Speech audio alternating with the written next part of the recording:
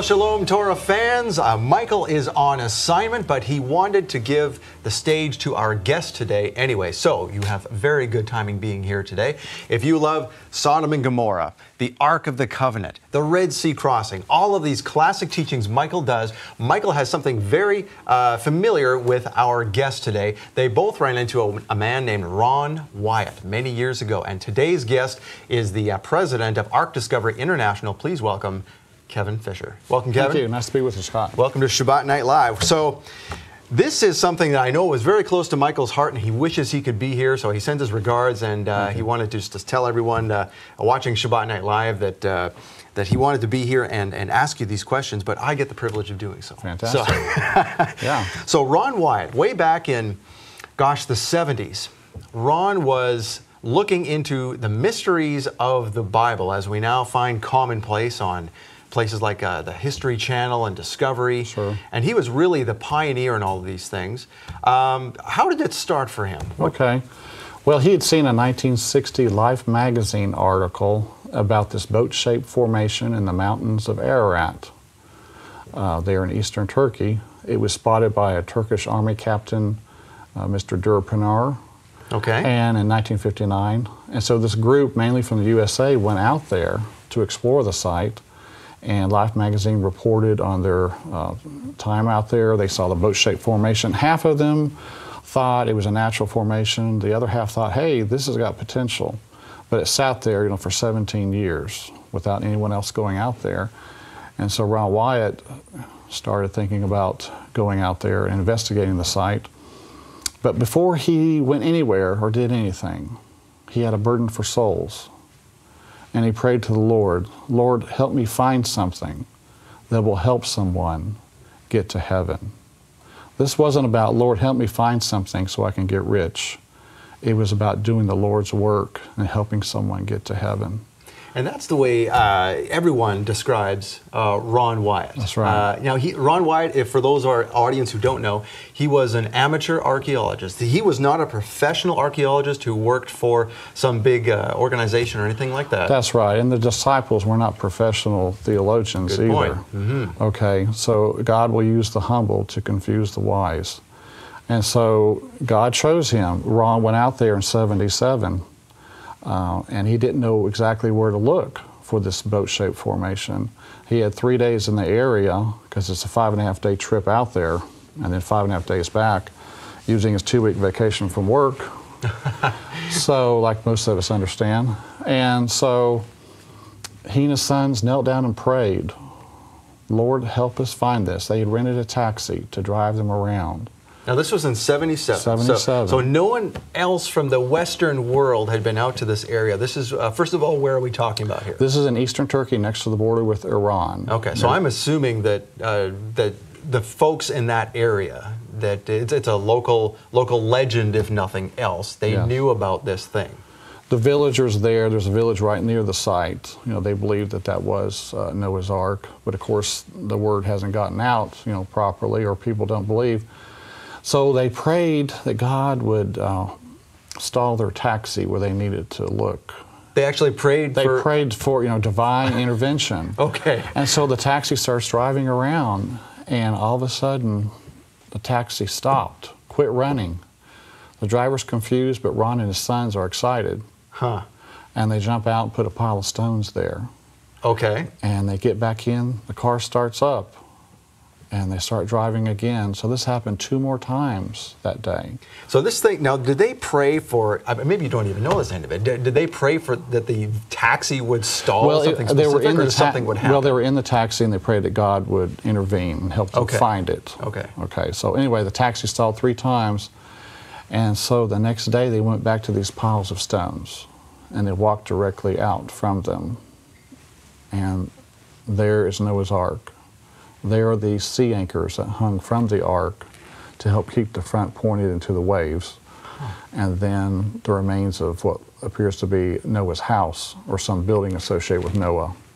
So God directed them to these sites. And these were things that Ron later investigated. And of course the Noah's Ark site was deemed Noah's Ark National Park with a visitor center. And Well, we'll get into that. We want to save some of these details. We won't want to give away all the... So God was using him. Yeah. Okay, and God could tell, Ron could tell God was using him, and the next year, then, he decides to start looking for the Red Sea crossing site. Now, what possessed him to do this type of thing? Is it just a divine... I think God puts ideas in people's minds. Absolutely, if you're in connection with God, he puts thoughts in your mind. So he got the idea the next year, to look for the Red Sea crossing site. And so he went to the Gulf of Aqaba, to the northern end of Gulf of Aqaba is Eilat, and they rented an airplane to look along the eastern edge of the Sinai Peninsula for an opening through the mountains. So now this is, nowadays we have movies like Patterns of Evidence, a modern documentary that was just done, and all these other, like we said, the History Channel, Discovery Channel, but this is in what, 1980? Well, 78, yes. 78, so this is before any Westerner had dared stick their neck out and look for these things. Yeah, this is a totally new area. No one had looked over the Gulf of Aqaba for the Red Sea crossing, for instance. So he hired an airplane and asked the pilot, Moses. Moses. Yes, Moses. Now, I love it. He says, Moses, is there a way for the children of Israel to go to these mountains here along the eastern edge of the Sinai Peninsula? And Moses said, yes, I know the spot. I'll bet Moses knows the spot. Yeah, he sure does. And so they went down to the beach at Nuweiba, a large, 5-mile long beach that juts out 3 miles into the Gulf. And he said, there's Wadi Watur that goes through the mountains and empties onto this beach. It's about a 30-mile drive through the mountains. We've been through there. Now, the Wadi Watur, a wadi essentially is a dry, deep cavern. Like a canyon, canyon. And they snaked their way there to the Red Sea crossing site. So, and while he was there, he found this column marking the spot. A column? Like what kind of column? It was a pillar erected by Solomon, he found out later. Okay. Okay, and then the next time they went there, they found chariot wheels in the water.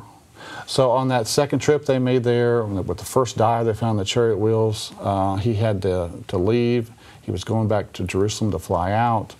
And it's at that point then that God performed a miracle. He raised Ron's arm in the Garden Tomb grounds, and Ron said, there's Jeremiah's grotto, and the Ark of the Covenant is in there. So wait a second. Yeah, so this is, he's being led from one adventure to another. This is like real-life Indiana Jones here.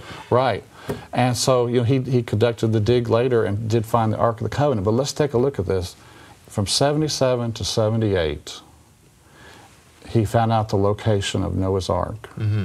He found the Red Sea crossing spot. That then told him for sure Mount Sinai is over in Saudi Arabia, and God raised his arm and put the words out of his mouth. There's Jeremiah's grotto, and the Ark of the Covenant is in there. He said that in 78. Within 1 year, he had found, through the Lord's leading, these 4 incredible discoveries. God was truly using him.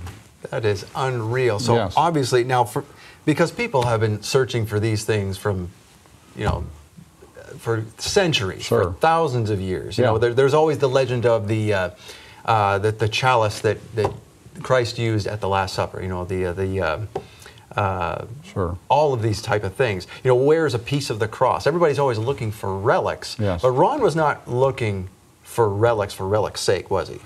No, he was wanting to do the Lord's work, and the Lord had a plan for these things to come out. These discoveries, they all deal with judgment in the past. Okay, at the flood, God judged man, had to destroy the wicked, but he saved his faithful. Sodom and Gomorrah, he judged the wicked, destroyed them. He saved his people. The Red Sea crossing, he saved his people, destroyed the wicked. Mount Sinai, he handed down the law, spoke it, and wrote it. And then, of course, the Ark of the Covenant contains that same law that we'll be judged by. So these are signs of past judgments. Why does he want them to come out? It's because the judgment of the living is coming soon, where we'll receive either the seal of God or the mark of the beast. So God has a plan. These are all going to be shown to mankind before God judges everyone. And on the opposite side of that judgment is obviously deliverance, which also happened in each one of those Bible stories. He saved his people through these judgments. It's no wonder that people look at Ron Wyatt's discoveries and say, well, how could one man find all of these in a span of a year or so? Right, and it's sad to even hear Christians saying that. You know, there's a lot of people out there that think God is no longer involved in miracles. That's a thing of the past. He's not doing major miracles anymore. But in this case, you see miracle after miracle where God used Ron and assisted him. And so it's very exciting. So now you had run into Ron. Now Ron did this in 1978, 79, and he also ventured into Arabia and was arrested. We'll get into all that later. Yeah. But you ran into him in about, what was it, 1984? 1984. Okay. He had been released from the Saudi Arabian prison where he and his sons had crossed over by foot to go to Mount Sinai. Right. Now they were looking for Mount Sinai in Arabia and basically got caught. What are you doing here? Mm-hmm. And they accused him of espionage, being right? an Israeli spy, which is totally false, you know. But so he had been released from prison. He's been in prison 76 days. And of course, he made the national news. And he had a presentation at a church in Nashville, Tennessee. And that's where I met him. I really felt impressed these things were real. And so I started following his work for years, reading his newsletters, going to presentations, calling him on the phone. But sadly in '99 he passed away. But the discoveries, since they're real, they continue on. And people are learning more and more that they really are authentic. So when you first met him in '84, did you have a chance to talk to him? Did you have any idea that you wanted to promote his work at that point? Or were you just sort of a curious onlooker and just a participant in his talks? Well, that was my first taste of it, but I really felt impressed that they were real. And I did talk to him a little bit, but just kept following it, kept going to presentations. And the more I got into it, the more I saw that this is real. You know, this isn't something made up. And when something is as exciting and as big as this, you know God is involved. And that's been the case. Indeed. So when you met him in '84, and then did you worked, or you got his newsletter and everything until he died. Did you ever work with him before he passed away? No, not directly, no. But I did, like I say, call him on the phone, ask him questions, talk to other direct supporters, you know, see what was going on and so forth.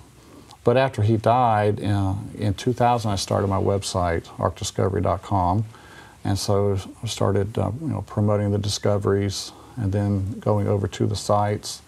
And one thing after another, it was just as he said. You know, I found man-made metal on Noah's Ark, finding the brimstone in Sodom and Gomorrah, and cremated bone. So, you know, these things are real. Now, you had, in '84, you went to see him, and as you mentioned now, it's just led to a lifelong passion, and it has led to some, well, you said you're retired now, and you do arkdiscovery.com as a, more than you don't want to call it a hobby. It's a part-time job. It's a passion, yes. It's a passion, yeah, that's even better. Yeah. And you got, just like any of us, you've got 2 grown kids. Yes. My wife. So, and you're doing all these travelings. So let's go back to way back when this all started. What even possessed you to go see Ron Wyatt in 1984? What was the fascination? Well, you know, I heard about the presentation taking place, and you know, Noah's Ark, what, you know. And had you been an archaeology buff as a kid? No, it just, you know, got my interest. Okay. And you know, these are major things. This isn't a little piece of pottery found in some, you know, normal dig someplace. These are huge discoveries that threaten the forces of darkness. And we've seen over the years how Satan has tried to discredit Ron, try to discredit the discoveries. But when you're working with God's things, you have to expect these false accusations to come up. So you go to this presentation in '84. How old are you then? I was 24. 24 years old. So you're just a young guy, those straight are the out of college. Yeah. Okay, starting a career, and you hear of this thing. So along the years, did it ever occur to you, well, gosh, maybe I should be helping Ron? Did you want to help him before he passed away? Well, it took time and money, and I didn't have either. So time ran out, you know, when Ron passed away. It was sad. But then I started going to the sites. A tour group opened up in 2000, first time going to Noah's Ark in like 8 or 10 years. And so I've been back there several times since. But it's all incredible and it's all real, Scott. Wow, that is just unreal. And so now he's doing all these discoveries, but that's not his full-time job. As we mentioned earlier, Ron is not an archaeologist. That's right. He was a nurse anesthetist. But so he would work a month or two in Nashville, take most of that money and head overseas to work on these discoveries. Back and forth for 22 years doing this. Wow. And he spent approximately $1 million working on the discoveries and 120 to 130 trips overseas. If you can imagine going overseas 120, 130 times, that right there wears you out. That is a worn-out passport, if nothing else. Yeah, living out of a suitcase, you know, for half of your life, half of the... Goodness, what did his wife think of all this? Did you ever talk about that? Well, she's been a big supporter and a big help to him. Okay. Yeah. Is she still with us? She is, yes. Mary Wyatt Lee. Okay. Yeah. So, but Ron totally devoted to this, you know, putting his time in it, putting his money in it. And you know when someone is doing that much and everything he's saying, one thing after another is found to be true. The man's humble, authentic, very genuine Christian. A lot of people can see that when he's doing a presentation, speaking at a church. They can see that, you know, he's a genuine, humble Christian man. So he's going now. He's a nurse anesthetist. So he's you know he's not living below the poverty line. He has some money to spend, and obviously he did that with his trips. I understand by looking at your website, arkdiscovery.com, that when Ron was with us, I mean, his home looked very humble. He lived in he showed us to live in a duplex. That's true. I mean, he lived in a duplex, if you can imagine, a humble little duplex with large bookcases with all these archaeology books, you know, historical books where he would do research and so forth. So he was putting his money where his mouth was and putting it into the work, devoting, you know, his life to this. So you knew that this man was, you know, telling the truth. You can see the 4 major discoveries: the Noah's Ark, Red Sea crossing, Mount Sinai, Sodom and Gomorrah. Those are visible things that you can see are real. Now, the Ark of the Covenant, some people have had a lot of doubt, but his credibility was established. God showed that he was working with Ron, and when Ron comes out with a report from the Ark of the Covenant cave, we need to respect that. On the Day of Atonement, when a priest went into the most holy place, he didn't take a committee in there with him to anoint the most holy. He went in by himself to do the Lord's work and came out with a report. Ron did the same thing. He went into the most holy place, got to see the Ark of the Covenant, and he came out with a report. And so we should respect that. I have respect just for the fact of seeing some of these photos of, I mean, this guy had some guts. When you look at the first photo, I think it was from the photo said around 1981, the first time he went down into the cave where the Ark of the Covenant is, where he found it. That is a small opening. This was not some giant cave. This is scary. A 100-foot tunnel leading down to the Ark of the Covenant cave, and you're going down a chimney, up a chimney, squeezing through tight places, as you say, sliding across a board with a 40-foot drop. Very precarious, very hard work. He worked from 79 to 82 on this first tunnel that he dug. So he dug this tunnel? Well, he and his associates. There's a lot of people that helped him. Yeah. Some of it were natural cavities. You would hit a natural cavity that would let you go a little further. You may, of course, this is solid rock we're talking about. We're not talking about just loose sand or soil. Right. This is hard work. So he progressed, you know, the 100 feet to get to the spot. But he said this is too difficult a route to get to the Ark of the Covenant cave. And so he spent another 7 or 8 years building a second tunnel to the Ark of the Covenant cave. And we're talking a lot of money spent on the second tunnel because he thought some of the temple furnishings needed to come out.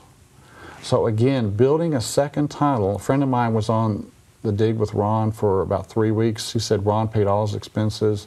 He said Ron probably paid out $7,000 in that short amount of time, and they only made 6 feet of progress.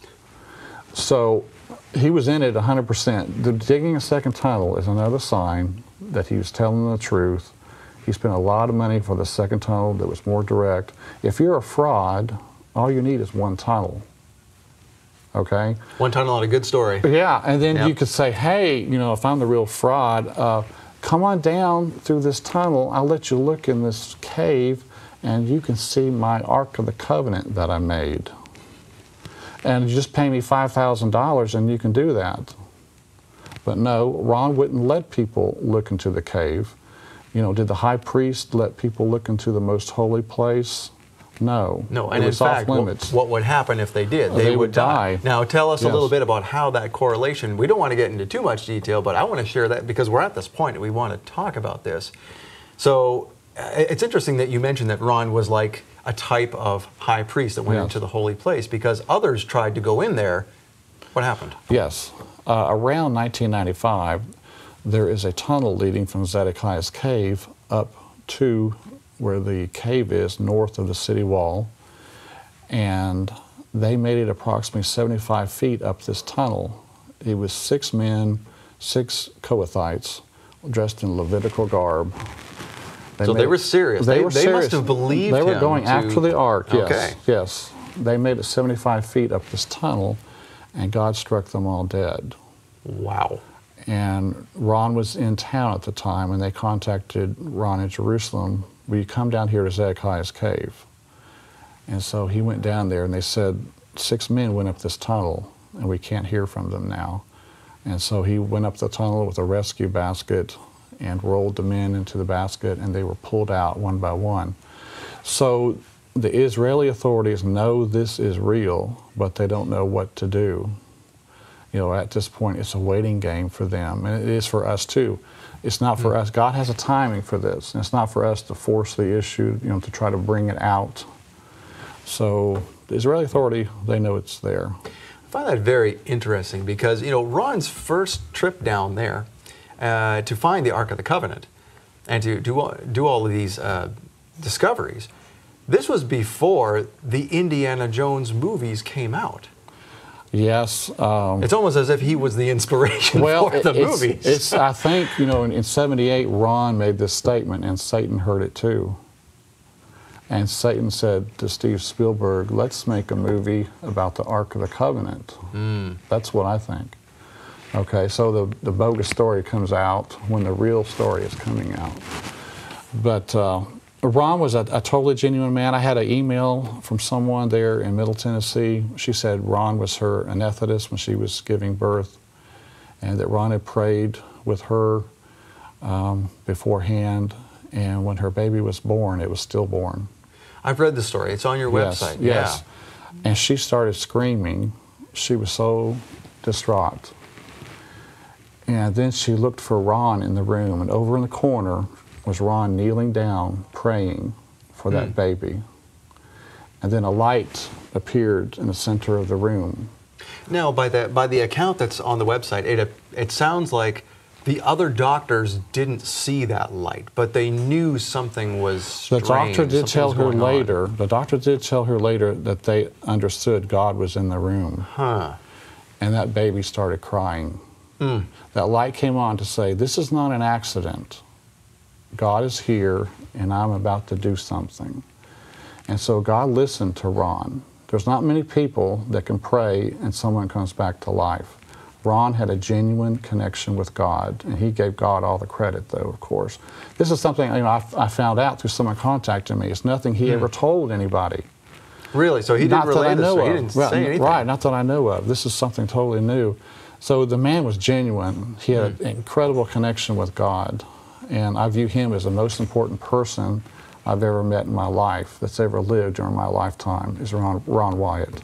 So now we're going to get into a little bit later in the second half of the program tonight, Michael's encounter with Ron, and just how he found the discoveries and what got him interested as well. Sure. But yeah, I just find that this everywhere you turn about Ron Wyatt, other than what is seen in the media, and the media, strangely enough, has just sort of written him off and they don't talk about him.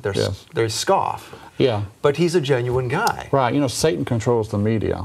You can't expect the evening news to announce Ron Wyatt has found all these wonderful things. Isn't this exciting? They're never going to say that. No, there's two obscure stories from CNN and CBS Morning News or something like that from back in the 80s and early 90s, and I can just imagine the guests on the show smirking as they're listening to this, going, "Yeah, okay. Well, coming up next, you know." Yeah, and even the majority of archaeologists, you know, a majority of them don't even believe the Exodus from Egypt ever happened, and yet we're to look to them as being the authority on whether these things are real or not. Thankfully, you know, the new documentary that has come out, the Patterns of Evidence, has all but quashed those reservations, because it's real. I mean, you look at that and it's pretty undeniable. Yes, and they're working on their second film, which will cover the Red Sea crossing site that Ron found and the Mount Sinai in Saudi Arabia that he found. All of these exciting things that we're going to be talking about in this series. For more than 20 years, Ron Wyatt spent his life and his life savings on researching and finding the real Mount Sinai, Sodom and Gomorrah, Noah's Ark, and the Ark of the Covenant. Discover the amazing truth of Ron Wyatt's discoveries in a special series from A Rude Awakening International, AD, Archaeology Discovered. Special guest Kevin Fisher walks you through every discovery in detail, including his personal verification that the sites Ron Wyatt found are real. You can see the four major discoveries: the Noah's Ark, Red Sea crossing, Mount Sinai, Sodom and Gomorrah. Those are visible things. Right now, you can order this fascinating series on DVD and Blu-ray. You'll get all 4 episodes as seen on Sabbat Night Live. It's not for us. God has a timing for this. It's not for us to force the issue, you know, to try to bring it out. So the Israeli Authority, they know it's there. Order AD, Archaeology Discovered. Order online or by phone. And welcome back to the program. Thank you for supporting what we do here on Sabbat Night Live. Now, we're back with our guest, Kevin Fisher, and we're going to talk about some very exciting things. Before, we were talking about Ron Wyatt and what you are doing for Ron now through ArkDiscovery.com. You are the president of Ark Discovery International, and this was a work that started a year after that Ron had died. And so this was a passion of yours that you never got to work with him while he was living, but you have decided to carry his torch. Sure. I'm just trying to promote, you know, what God has brought out, and we've seen that they're authentic. And so it's very exciting information. Indeed. And Michael had met Ron Wyatt. This is how Michael got interested in the Red Sea crossing, Sodom and Gomorrah. All the classic teachings that Michael Rood has done came from visiting with Ron Wyatt. And he, like you, had visited with Ron Wyatt in person, found him to be a very humble, genuine individual that it was impossible to doubt that the things that he discovered were real. And that's why Michael is so passionate about it as well. And he met Ron through going to a talk by Henry Groover. And Henry Groover encouraged Michael to go and visit Ron and see that he was real. And so I'm glad that you're here, because Michael would be just tickled that you're showing all these things here. Michael has his own collection of brimstone. Yeah, I know he's been there a lot. Yeah, and that's what we're going to get into now. We're going to get into the nitty-gritty here. We're going to talk about Sodom and Gomorrah, and we're going to talk about something else yet in this next segment of the program. So take it away, Kevin. What can you tell us about Sodom and Gomorrah? Well, first of all, a lot of people think all the cities are under the south end of the Dead Sea, that you cannot see them. Okay. But we're told by Josephus the traces or shadows of the 5 cities are still to be seen. This was in the 1st century, and the water level has not risen since that time. We should be able to see them also. And so when Ron Wyatt in 1989 was driving along the Dead Sea, the one road along the Dead Sea there that goes through Israel, he saw these light color formations. In the background, you can see Masada in this image. See Masada is much darker. In the foreground, you see the soil is much darker. But in the middle bottom there, going horizontally, you see the ashen remains of Gomorrah. So that's right on this. I mean, we can see it in this photograph. Yes, They didn't disappear, as some people say, into the sea. And these are ashen formations. These are not just natural sedimentary rock and so forth. And so this is an image up to the north. This is of Admah near Jericho. Okay. And again, you see the light color ash. It's very distinct, isn't it? Yes, it stands out. Right. And then it is a soft material compared to what you would see normally in some type of soil.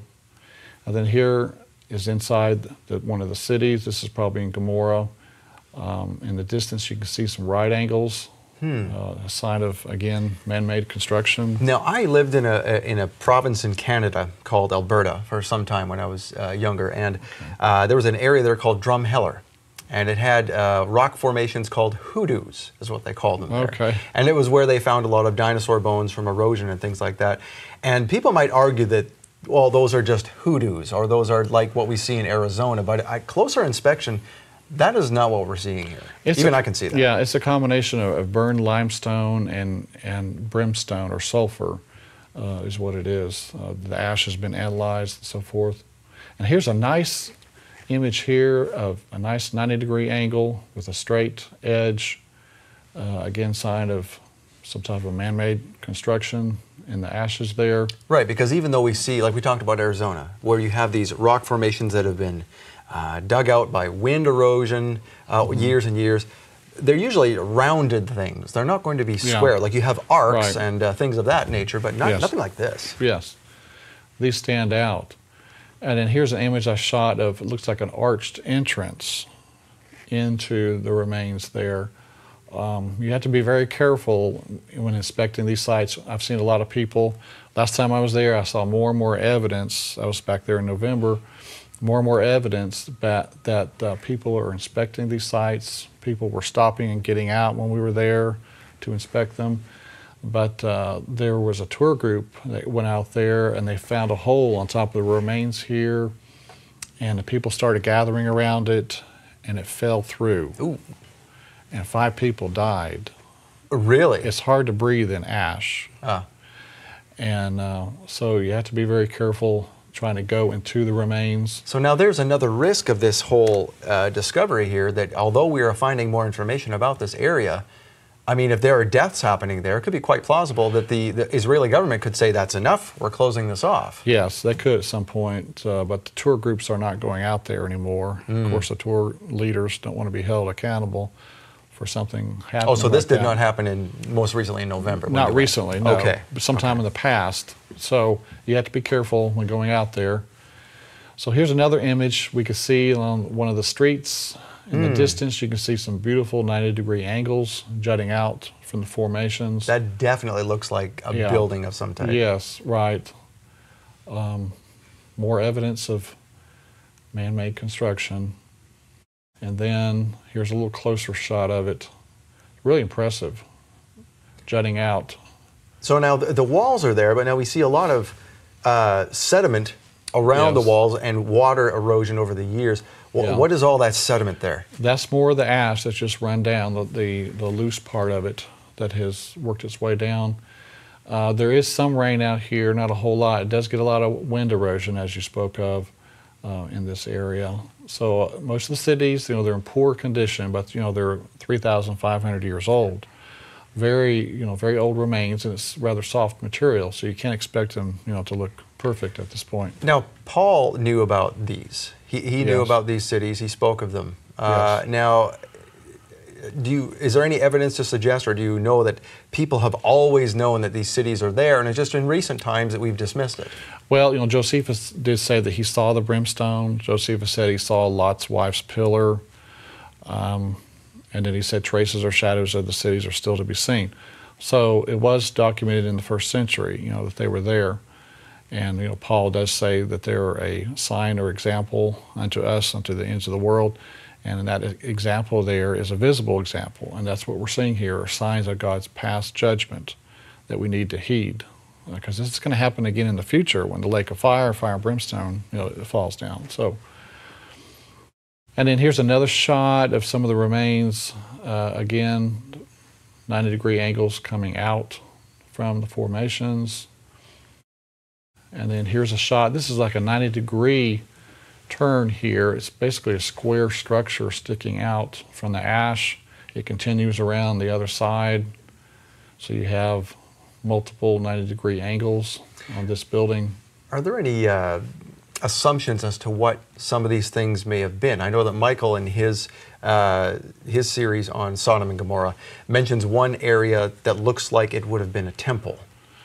Yes, there are some that are singular structures that do appear to be a large square-looking building So yeah, I think we may have an image of one here in the slides. Now here is a swirling effect of thermal ionization, they call it, where there's a swirling effect where the electrons repel and attract, and these remains were swirling in the extreme heat, 6,000 degrees Fahrenheit. And so you see the swirling effect in a lot of the remains there. And this is documented by those who know about these scientific phenomena here that happen. Sure. Yeah. Yeah. Now here it says, the ash there today is composed of calcium sulfate and calcium carbonate, which are byproducts of the limestone and sulfur burning. So the ash there is made of the correct composition of the buildings, the limestone, burning up, and the brimstone being there, the sulfur. At the days of Elijah, when his altar was consumed, God sent down fire and it consumed the stone altar. So we should expect the buildings there to also be consumed and turned to ash. God's fire is a consuming fire. And that's what he did that day. He consumed all the buildings. So the chemistry doesn't lie. Right. This proves that there was a building here. These are not just geological formations. Yes, it's a testament, to what happened there. And here's a couple of ziggurats on a raised formation that I saw. They're side by side. They're made of a wider material, like a ziggurat. And here's a close-up of the side of one of them. It looks like it's almost running down the ash there. And it's strange how I've seen in some natural history museums where different cultures, to embalm their dead, they would take them to a dry, high place like the top of a mountain, where the bodies would essentially dry out and turn to a leather-like substance. And that's kind of what we have here, is it's preservation through a very dry climate. So that God has preserved this as a warning, like you had said, so that no one can argue that these are the sites. Yes, they are well enough preserved where we can see the formation, we can see the brimstone, and we'll see later here an image of cremated bone. So people were consumed in these ashes. Say on. So in Genesis 19:24, then the Lord rained brimstone and fire on Sodom and Gomorrah from the Lord out of the heavens. So we should expect to see brimstone there. And on the side of that former formation that we saw just a minute ago, I saw some brimstone embedded in the side of it there. It was in a hardened shell. This brimstone, when it burns, the outer part of it turns to a liquid, and when it cools down, it has a hardened shell. And so in this graphic here, I'm using a knife to open it up, and inside you can see the unconsumed sulfur inside of it. Okay. Yeah. And then here is an image of something that appears to have melted. It's pooled down in the bottom, and the upper part of it here has got holes in it, like it's bubbling, extreme heat. I thought this was very interesting here. Yeah, it looks like almost like a lava rock. Yes, right. And then here is an image of, this could have been a temple. On the left, it's in the graphic behind us here, but on the left we see some type of singular ziggurat, and on the right we see a tower. This is a popular location. There's actually dinner parties that happen right out here. It's like the locals recognize, this formation is unique. And yeah, I've been there twice, and they were holding nighttime parties there with elaborate lights set up and a sound stage. And so come have a party in hell. A party, right, with all these people, poor people died. So now obviously this struck you as something significant because you went to the expense of putting it on canvas. So what else holds special significance for this site, or is it just an interesting? Well, it's very unique. It looks like a man-made structure here. You have the ziggurat and you have the tower. So this is a very impressive picture right here. A lot of people get this photo. But here is a picture again of the ziggurat standing all alone there. And then next, this is very impressive. These are windows. You see a square windows going horizontally across here. Very striking to see this in the sides of the formations. Even if someone could argue that these are not walls, what in the world are square holes doing in the side of them? Right, these are all squares, every one of them. They're going across horizontally And here's a little closer shot. Wow. Yeah, it's stunning to see this. You don't see that, you know, in nature, something like this. Very impressive. And this, again, this is in ash. And even afterward, why would people come to this site and carve things on the side? Yeah. That doesn't make sense And this either. is high up. This is not down low. This is up high. It's hard to get to. Now, on the edge of most of the cities were a sphinx shape. And here we see a sphinx at the edge of Gomorrah. Perhaps it was designed to protect the city, but it did a poor job that day, I think. Now, if you saw that at just one location, you might say, well, like Golgotha, the place of the skull where Christ was crucified, there is a natural rock formation there that looks like a face. One could argue this, but there's similar sphinxes at each one of the cities. Yeah, I've heard that they're in each of the cities, yes. Now here's another. I'm standing by it here to get a size perspective, and you can see the nice sphinx design to it. Of course, after 3,500 years, it has eroded away, but you can still see some type of design here. So, and next, our friend Jason was climbing up the remains, trying to get to a large chunk of brimstone in the side of the remains. When you see a large chunk, it's nice to try to go after it.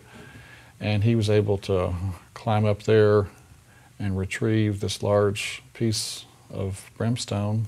And what he's walking in there, you could see it was not sand, it was ash. Yes. Something had burned there. Loose material, right.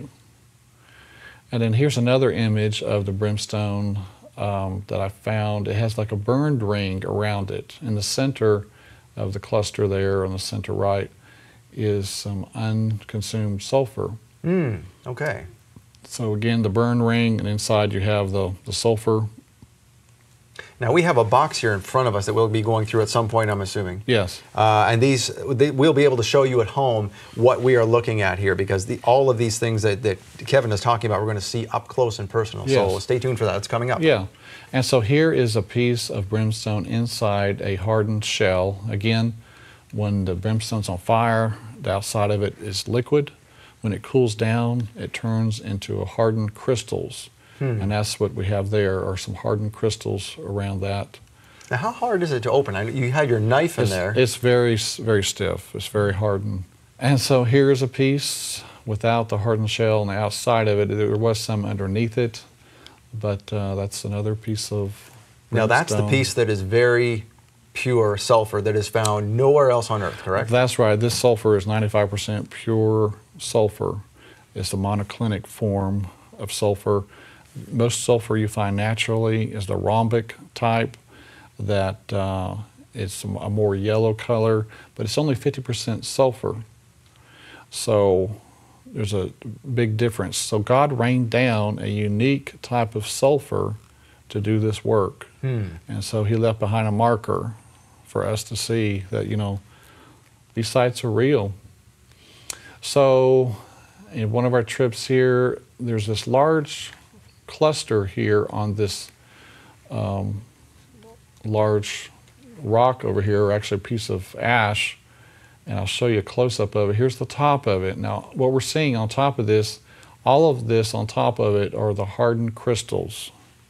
So there were hundreds of pieces of brimstone underneath this burning. It turned into a big pool of liquid. And when that big pool of liquid is about 6 feet long or so, when that pool of liquid cooled down, it left these crystals on top of it. On top there, the upper part of the photo, are the crystals. In the center across here horizontally is the unconsumed sulfur or brimstone. That white section there. That white section, yeah. So, very, very impressive find. Again, on top of the crystals, you see the brimstone in the center going horizontally. Very impressive find. Here's another image of it. You see the brimstone sticking out, the crystals on top. I mean, you're not going to find this anywhere else on Earth. You know, this is totally unique. So does the government of Israel allow people to go in and take sulfur? They don't mind? They do. You know, the area is so large, you know, there's no limit as far as I know. Let the whole earth be warned. Take yourself home a piece of brimstone and don't do this. Right. And so here is a close-up of some of the layers. Sometimes there's layering effect. In the background was the Sphinx shape we saw earlier. Ah, okay. Yeah, with the Dead Sea in the background. And so here's a close-up of another piece of brimstone in the formations that we opened up. You can see the unconsumed sulfur inside. How many times have you been to this particular site? Well, I made 3 trips over there to Israel, but I went to the site, you know, numerous times while there, many hours. It's very impressive. Originally, I was not real impressed with the Sodom and Gomorrah stuff, but once you go out there yourself and start seeing this firsthand, it's very impressive to see it come to life in front of you. Now, some of these are in vertical. They're basically shot into the sides of the walls. Or some of them are found in vertical. Yeah, they're in walls. various locations, and some people have. Well, I think Ron Wyatt thought they may have originally been about a foot in diameter originally, and then burned down to the smaller size. And here's a 90-degree angle, sort of like a window in the side of the formations. Pretty impressive. Here is another Sphinx. Now this one's in Gomorrah again. In the background is a ziggurat shape. So Sphinx, ziggurat. In Egypt you have a Sphinx pyramid, near each other. But this is on a raised area, sort of like a high place. Here's a close-up of the Sphinx from another angle.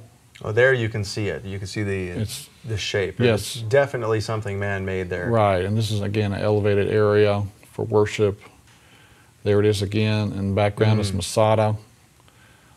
And this is about 40 feet long. This is a large Sphinx shape here. Very impressive. And then near it, we saw in the distance, was this ziggurat. And those, it should be just outcroppings like that. Again, more evidence that there's something different here. This was specifically made here. This was intentional.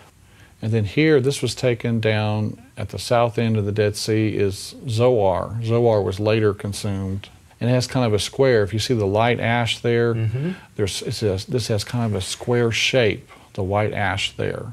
So like today, the downtown core areas of most cities are grids, because that's where they start, and then the sprawl begins. And they branch out, lose its square shape, Here's another image in Zoar of a square image in the background.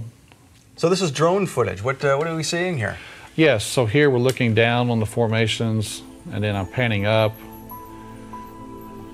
Oh, wow, look at that. Yeah, and you can see across the city there. Now this city, which city is this one? This would be considered Gomorrah. Okay. The Bible gives the cities in order, creating the Canaanite border, and this would be the 3rd city that's mentioned, starting from the south and going up. So this is much larger than Zoar. This is Yes, huge. right, this is huge. Sodom and Gomorrah were the 2 largest. That's why a lot of times you hear them say Sodom and Gomorrah, and they don't mention the other cities because they were smaller. But in the distance is the Dead Sea. And this is all city, or some of this the hillside surrounding? This would be all city here that we're looking at. Previously we did see Masada in the background, but at this point this would be all city. How tall are the walls here? I mean, at estimation, what were the heights of these buildings? About 30 feet, a lot of them. It's quite large.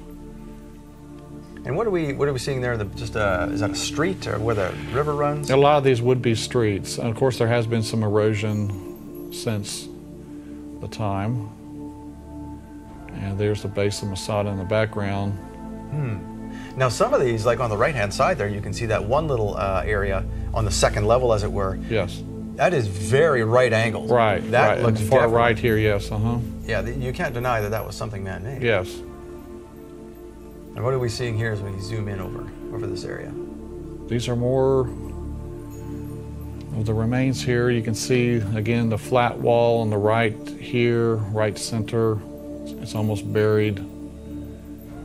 And that's all that's all the crystallization on top and brimstone underneath, I would assume. Some of it would be. Most of this is just loose ash. Okay. Yeah. But again, ash, not dirt. Right, right. This did happen here. Yes. So why do you think it is that archaeologists still dispute that these are the cities and they claim that they were swallowed up into the Dead Sea? I don't understand. I mean, the evidence here is so clear. It's very interesting. Wow, look at that. So you've gone out here several times. You bring people with you, or do you explore on your own? Well, it's usually just friends, I bring out there to take a look. Okay. But very exciting to see. Now, it's also sad. I mean, you got to realize that there were, perhaps 200,000 people, died here in Gomora. Now, you had mentioned a few minutes ago about bones. Human bones. Yes. Do we want to get into that before we run out of time? We can. We can show what we have here in the display box that I brought. But in the top left, you can see the naturally occurring rhombic sulfur. And that's found elsewhere in the world? Elsewhere, yes. It's just 50% sulfur. On the left side, we see 2 pieces of brimstone, one in the hardened shell. The other one in the bottom left is out of the shell. And then in the top center, we see something that looks melted, a melted substance. In the bottom center, we can see cremated bone. Dr. Leonard Moeller, in his book, The Exodus Case, he has an image of a pelvic bone and vertebrae that he found out there. This is the same Leonard Moeller who was on Michael Rood's Red Sea crossing. That's he was the captain of the boat, as it were. Yes. And then on the right side here, we have some of the consumed brimstone where it turned into a liquid. And when it cooled down, it crystallized. So these are crystals here on the right side. And that's what we saw on that 6-foot pool that you were showing earlier. Right, the crystals. That is just eerie, especially the bone. Yes. That makes it, why would there be people's bones out there? Why would they be cremated? What's with the ash all around the area? Sir. It all adds up, doesn't it? It does. It's just too obvious. Well, this has been fascinating, Kevin. Thank you very much. We've got way more to talk about here. We're going to talk about Kadesh Barnea. We're going to talk about the Red Sea crossing, Mount Sinai, the Ark of the Covenant, and our final episode is going to be Noah's Ark. So, stay tuned to see the rest of the series. Thank you for supporting Sabbat Night Live, and we will see you next time with our guest, Kevin Fisher from